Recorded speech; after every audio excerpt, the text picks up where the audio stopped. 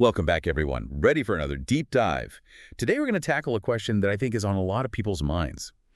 Can a country prioritize a booming economy and still, you know, be a good citizen to the planet? Right. Like, can you have your cake and eat it too? Exactly.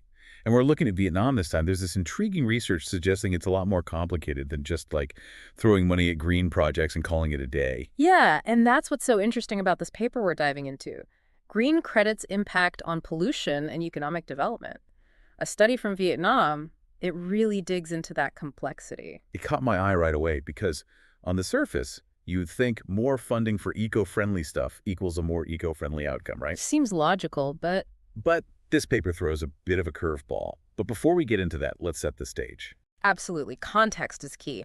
So this research zeroes in on 2015 to 2022 in Vietnam, a period of major economic growth for the country.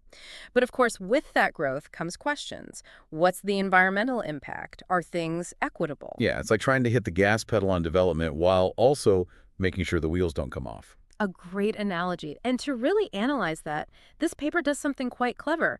They built their own index specifically for Vietnam instead of relying solely on those broad global ones. I was wondering about that. Why not just use an existing yardstick? Well, think of it this way. A global index is like a one-size-fits-all hat. Right. Doesn't always fit quite right. Exactly. Vietnam's got its own unique context. So they created an index using 20 indicators, all specific to Vietnam, grouped into 4 pillars. Okay, so it's like they tailored a toolkit specifically for examining sustainable development Vietnam style. What are those 4 pillars they're looking at? Great question. So you've got environment, sustainable production, standards of living, and social equity. So it's not just about the environmental impact, but how it all affects people's lives too. Makes sense. Can you give an example of an indicator they used? Sure. One that stands out to me is under the environment pillar, they look at the percentage of households with access to clean water. It highlights how important a healthy environment is to people's well-being. Right, you can't have a sustainable society if people don't even have the basics covered. So zooming out again, what kind of picture did this custom-made index paint about Vietnam? Well, it showed that sustainable development in Vietnam isn't uniform. It's more like a patchwork quilt, with some areas racing ahead and others lagging behind. Okay, so not everyone's benefiting equally. Why is that? What's causing these disparities? A lot of it has to do with geography and the types of economic activities that are dominant in each region.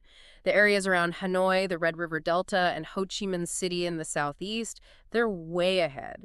They've got established industries, better infrastructure, and it's easier to attract investment there. Makes sense, they've got a head start in the race. Who are the ones falling behind? We're talking about the Northwest, Northeast, Central Highlands, and the Mekong River Delta. These regions depend more on traditional sectors like agriculture that haven't always adopted sustainable practices as quickly. And that's where I'm guessing green credit comes in. You got it. It's all about steering funding to those eco-friendly projects. Like giving a financial thumbs up to the stuff that's good for the economy, and the planet. Renewable energy, sustainable farming, that kind of thing. Exactly. Except, and this is where the research surprised me, Vietnam's been pushing green credit, but there's a plot twist. Oh, now you've got me intrigued. What's the catch? It's not as simple as just throwing more money at green projects and assuming everything will magically become greener. Wait, really? More money for eco-friendly projects doesn't equal a more eco-friendly reality.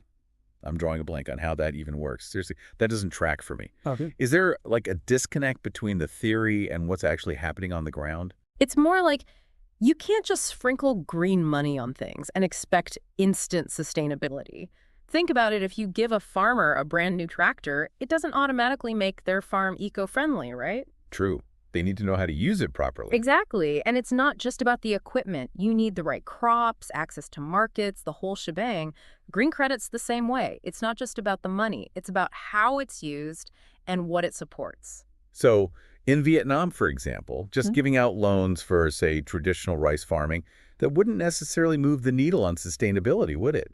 That's the thing. They might need to switch to different farming methods, maybe something like drip irrigation or using drought-resistant crops, things like that. Practices that are actually designed with the environment in mind.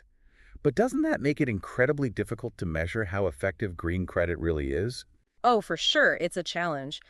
But this paper digs into that too. Instead of just tallying up how much green credit is flowing, They suggest focusing on the quality of those loans. So less about the quantity, more about making sure the projects are actually making a difference. Yeah. You gotta look beyond the environmental impact, too. Do these projects make economic sense? Are they socially responsible? It's that triple bottom line people always talk about: people, planet, profit. All three have to be working together, right? 100%. And that's where working together across different regions is so important, especially when you think about that spatial spillover idea we talked about. Right, where what happens in one area can impact those around it. It's Yeah. like that butterfly effect thing, Yeah. but for sustainability. Exactly. And sometimes those impacts are good, right? Like, let's say one province goes all in on solar energy. The neighboring provinces, they benefit from a cleaner energy grid too. A rising tide lifts all boats kind of thing. Right. But then there's the flip side. The negative ripple effects. Yeah. Like if one factory pollutes a river, everyone downstream pays the price. Unfortunately, yeah. And that's why this research stresses that provinces in Vietnam, they can't just operate in silos. They've got to share what they're learning, coordinate their policies. Like a sustainability playbook they can all contribute to. I love that. And in that playbook, technology is definitely a game changer, right? In what way? Well, think about all the potential for solar and wind power in Vietnam. Amazing resources, but you've got to be able to harness them properly. That means investing in things like modernizing the energy grid, figuring out energy storage, the whole package. So green credit could actually fund the development of those technologies. Yeah, Ones that are tailor-made for Vietnam's climate and geography. exactly. Instead of just off-the-shelf solar panels, why not develop ones specifically designed for high humidity or wind turbines engineered for Vietnam's unique wind patterns? And it's not just large-scale projects either. Think about things like precision agriculture, using tech to optimize water use, fertilizer, things like that. So it helps farmers boost their yields, but in a way that's easier on the environment. But let's not forget about the people, right? Yeah. How do we make sure that this green transition is a fair one for everyone? That's a really important point. Sustainable development can't just benefit those who are already doing well. It's about making sure those benefits are shared by everyone, especially the folks who are the most vulnerable. So how do we avoid a scenario where green credit just ends up making the gap between the haves and have-nots even bigger? I think targeted lending programs are a good place to start.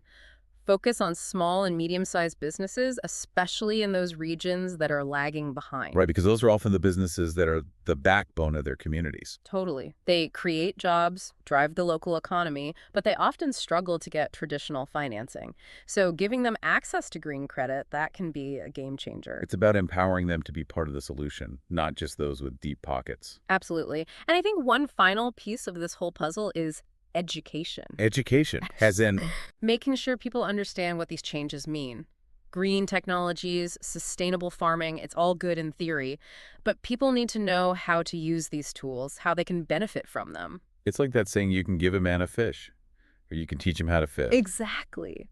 Investing in things like vocational training, getting the word out there about what sustainability really means, even teaching it in schools, these things make a difference. It's like instead of just giving someone a solar panel, you show them how to install it, how to use it, how to fix it if something goes wrong. Exactly. Knowledge is power, right? And that takes us back to that big question we started with.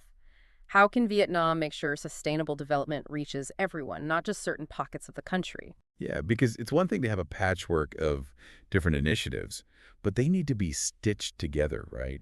To create something strong and lasting. That's a great way to put it, and that's what I found so insightful about this research. It doesn't just point out the problems, it offers some real solutions.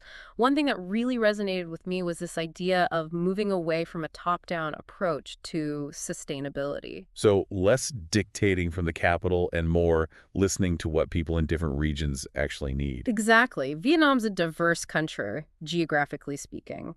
What works for a rice farmer in the Mekong Delta might not be the right solution for someone growing coffee in the Central Highlands. So those communities need a seat at the table. Because they're the ones who know their land, their challenges, their opportunities better than anyone. 100%. And this localized approach, it's not just about being fair. It can lead to more effective solutions overall. Can you give me an example of what that might look like in action? Sure. One that comes to mind is community-based forest management.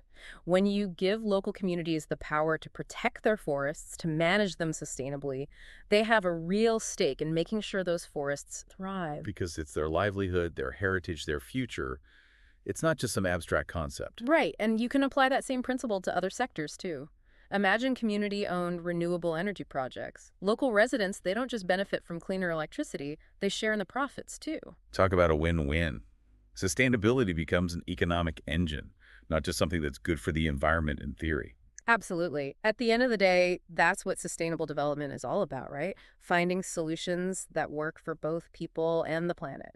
And what I take away from this research is that while Vietnam definitely has its work cut out, it also has this incredible opportunity to pioneer new solutions, equitable solutions, solutions that can truly stand the test of time. It's a good reminder that there's no one-size-fits-all approach to sustainability. It's about finding what works best for each community, each place, each unique context. And who knows, maybe Vietnam's journey can offer some valuable lessons for other countries trying to navigate this whole sustainable development thing. I think there's a lot we can learn from Vietnam, both from their successes and the challenges they encounter along the way. Well said. And on that note, it's time to wrap up this deep dive. A huge thank you to you for lending your expertise to this conversation. I always learn so much from our chats. It's always a pleasure. And to everyone listening, thank you for joining us on this journey to Vietnam. We hope this deep dive has sparked your curiosity about sustainable development and inspired you to learn more. Until next time, keep asking questions, keep exploring, and keep striving for a greener, more equitable future for all.